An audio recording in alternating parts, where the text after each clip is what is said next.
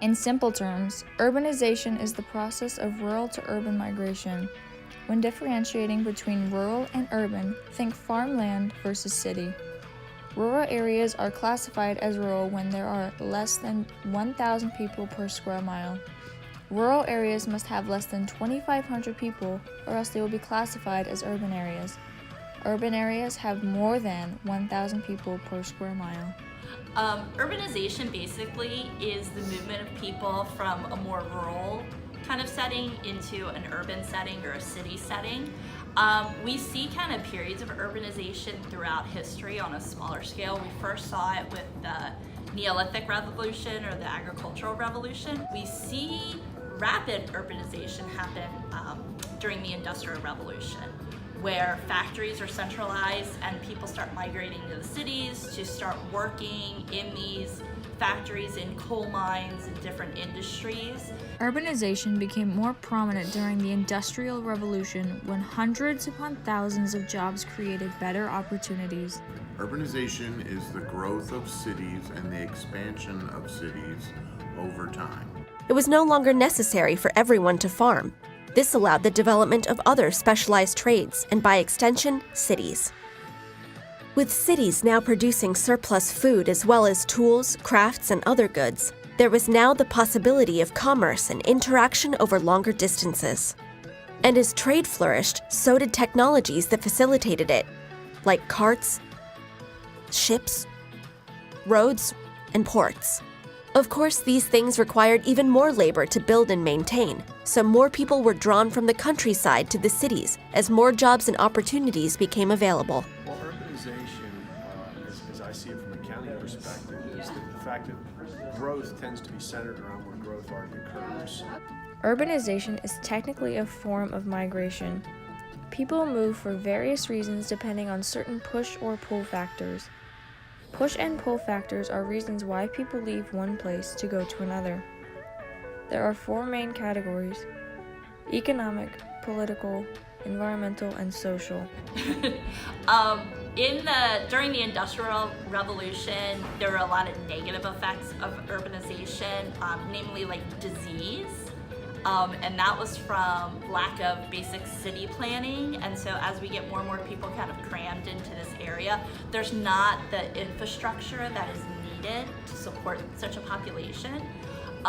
So as countries kind of evolve and become more developed, we see improvements in that. So in the US, we don't have huge cities that are kind of slums like they were in the late 1800s, 1900s, etc. But in developing countries, we still see those problems today.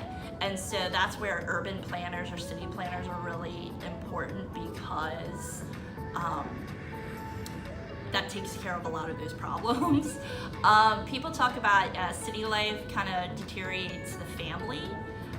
If you think about how close-knit families were in a rural area, you needed a lot of children to help you on the farm, to help you produce everything, because you were mostly self-sufficient.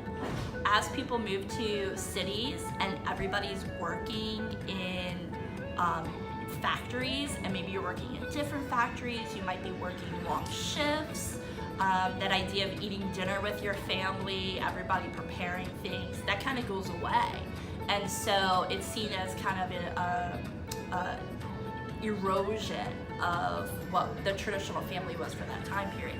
And if you think about nowadays, even though we're not working in factories widespread like we were, parents work long hours, kids are going to school and doing different activities and working themselves. So you can see that kind of carrying on into that kind of same traditional way when we look at urbanization.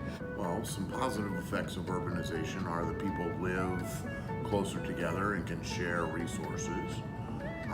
Some negative effects have been that large cities put a tremendous drain on its network around it, and they have to those resources have to be like extracted from other places, and their influence of large cities, has affected other, parts of the world negatively. So there are positives about city economic benefits to have everything right there, cultural benefits. A lot of negative effects are turning more land into impervious surfaces, so when it rains, the water can't get back into the ground, so it's going to run off on the concrete. It'll be diverted to other places. It's going to pick up a lot of pollution and carry that into the ground. Cutting down trees, affecting the environment, changing the biodiversity of the land. So it's a hard topic to address, but Singapore has these super trees that they've created. If you look at Singapore's, the city, they've really taken environmental concerns and made it a priority.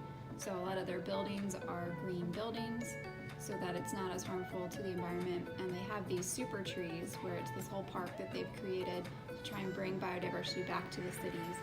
And there's a lot of vegetation that grows up them. They're man-made structures, but they're designed to bring plant life and animal life, and they've seen a lot of expansion in the animal populations in and around Singapore.